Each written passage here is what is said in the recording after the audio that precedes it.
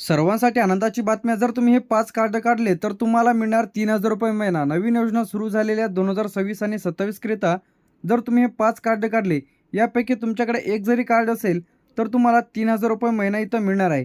तर आता यामध्ये यादीमध्ये नाव कशा पद्धतीने तर तपासायचं आहे. यामध्ये कोणते आवश्यक जे काही कार्ड आहे हेही आपण आजच्या व्हिडिओमध्ये माहिती पाहणार आहे. कशा पद्धतीने तर काढायचं आहे. यामध्ये जे की 3,000 रुपये महिना तुम्हाला इथं मिळणार आहे. तर ज्यांचा अर्ज मंजूर झाल्यानंतर डी-बी-टीच्या द्वारे प्रत्येक महिन्याला ठराविक जे की तारखेला इथं 3,000 रुपये जे की तुम्हाला या योजनेच्या अंतर्गत इथं मिळणार आहे. आता 2026 आणि 27 करिता 5 नवीन कार्ड आहे यामध्ये. ज्या योजनेच्या माध्यमातून तुम्हाला मानसिक म्हणजे दरमहा तुम्हाला 3,000 रुपये इथं मिळणार आहे. कोणाला मिळणार आहे?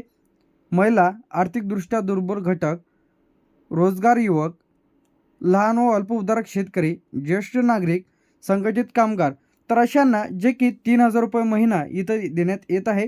तर आता या जिल्ह्यांमध्ये कार्ड वाटप त्याचप्रमाणे पैसेसुद्धा 3,000 रुपये याप्रमाणे जमावण्यास सुरुवात. यामध्ये अकोला, अमरावती, छत्रपती संभाजीनगर, बीड, भंडारा, बुलढाणा, चंद्रपूर, धुळे, गडचिरोली.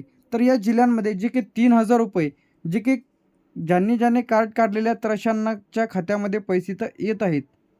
यानंतर गोंदिया, हिंगोली, जळगाव, जालना, कोल्हापूर, लातूर, मुंबई शहर, मुंबई उपनगर, नागपूर, नांदेड, नंदुरबार, नाशिक, धाराशिव, पालघर झाल्याच्या नंतर परभणी, पुणे, रायगड, रत्नागिरी, सांगली, सातारा, सिंधुदुर्ग, सोलापूर, ठाणे, वर्धा, वाशिम, यवतमाळ. तर अशा जिल्ह्यांचा यामध्ये समावेश आहे. तर आता कोणत्या जिल्ह्यात जमावण्यास सुरुवात झालेली आहे ते आपण इथं बघितलेले आहे. जे की कोणते जिल्हे पेंडिंग आहे, टप्प्याटप्प्याने वाटप इथं होणार आहे. तर यामध्ये पहिलं जे कार्ड येते यामध्ये श्रमिक कार्ड म्हणजे लेबर कार्ड जे काही यामध्ये म्हटलं जाते. तर आता हे कार्ड बांधकाम कामगार काढू शकते. कोण काढू शकते? बांधकाम कामगार, मजूर, घरकाम महिला, हमाल. तर यामध्ये अपघाती विमा तुम्हाला 2 लाखापर्यंत मिळणार आहे.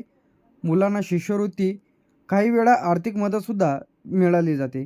तर यामध्ये जे की तुम्हाला या योजनेच्या अंतर्गत यानंतर येते दुसरं येते आपलं संजय गांधी निराधार अनुदान योजना. यामध्ये विधवा महिला, दिव्यांग, त्याचप्रमाणे निराधार व्यक्तींना दरमहा 1,500 ते 3,000 रुपये इथं मिळते.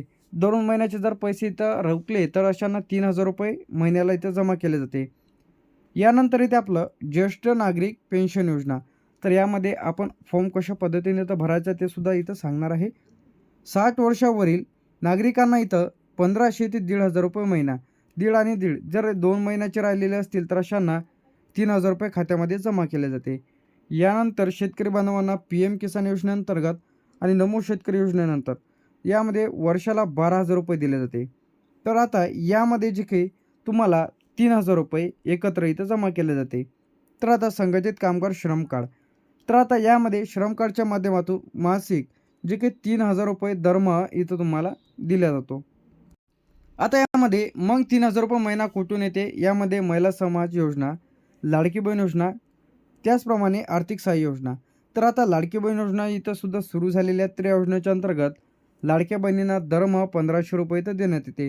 यामध्ये आधार कार्ड, रेशन कार्ड, बँकेचं पासबुक, मोबाईल नंबर, वार्षिक उत्पन्नाचा दाखला, रहिवासी दाखला, फोटो इत्यादी जर तुमच्याकडे कार्ड असेल तर एकाच कार्डवर पैसे मिळतील असे नाही.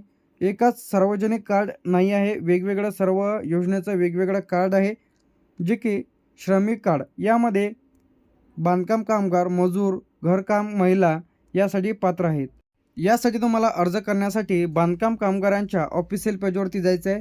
रजिस्ट्रेशनवरती क्लिक करा, योग्य माहिती भरा, कागदपत्र अपलोड करा आणि अर्ज सबमिट करा. यामध्ये तुम्ही CC सेंटर, बांधकाम कामगार कार्यालय, पंचायत समिती या योजनेअंतर्गत अर्ज सादर करू शकता. यामध्ये तुम्हाला लागणारं आवश्यक कागदपत्रे आधार कार्ड, बँकेचं पासबुक, 90 दिवस काम केलेल्याचे प्रमाणपत्र आणि फोटो. आता बांधकाम कामगाराचे जे की 30 भांडी इथं मिळत आहे, 10 अत्यावश्यक वस्तू, भांड्याचा संच अशा भरपूर वस्तू मिळते. तर लगेच तुम्ही तुमचा अर्ज सादर करा आणि योजनेचा लाभ घ्या. यानंतर संजय गांधी निराधार अनुदान योजना अर्ज कुठे करायचा आहे? तहसील कार्यालयामध्ये. यासाठी लागणारे आवश्यक कागदपत्र यामध्ये तुम्हाला आधार कार्ड लागणार आहे, उत्पन्नाचा दाखला लागणार आहे, रहिवासी दाखला, बँक पासबुक, विधवा महिला असेल तर पतीचा मृत्यूचा दाखला, अपंग जर असेल तर हँडिकॅप सर्टिफिकेट इथं लागणार आहे. मंजुरीचा वेळ 30 ते 60 दिवस इथं लागू शकते. PM किसान अर्ज. तर आता PM किसान अर्ज जे आहे यामध्ये न्यू रजिस्ट्रेशन, लागणारे आवश्यक कागदपत्रे, 7/12 आधार कार्ड, बँकेचं खातं इत्यादी डॉक्युमेंट्स इथं लागणार आहे. ज्येष्ठ नागरिकांना पेन्शन योजनेसाठी तहसील कार्यालय ग्रामसेवकाकडे तुम्ही तुमचा फॉर्म घेऊ शकता. 3,000 रुपये नवीन योजनेअंतर्गत.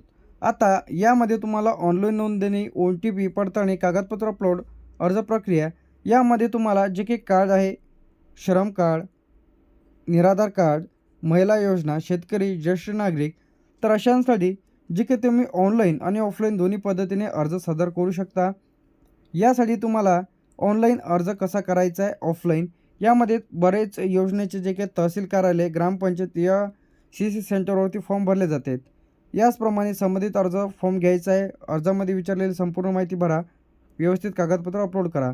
अर्ज केल्यानंतर तो कागदपत्राची पडताळणी, पात्रता, मंजुरी प्रक्रिया अशा पद्धतीने होते. यानंतर अर्ज रिजेक्ट का होतो? आधार लिंक नसणे, जे काही वार्षिक उत्पन्नाच्या मर्यादा जास्ती असणे, कागदपत्र चुकीची माहिती, डुप्लिकेट अर्ज, अर्जाची स्थिती जाणून घेण्यासाठी तुम्ही जे काही ऑफिशियल पेजवरती जाऊन चेक करू शकता. तर लगेच हे कार्ड काढा आणि या योजनेचा लाभ घ्या.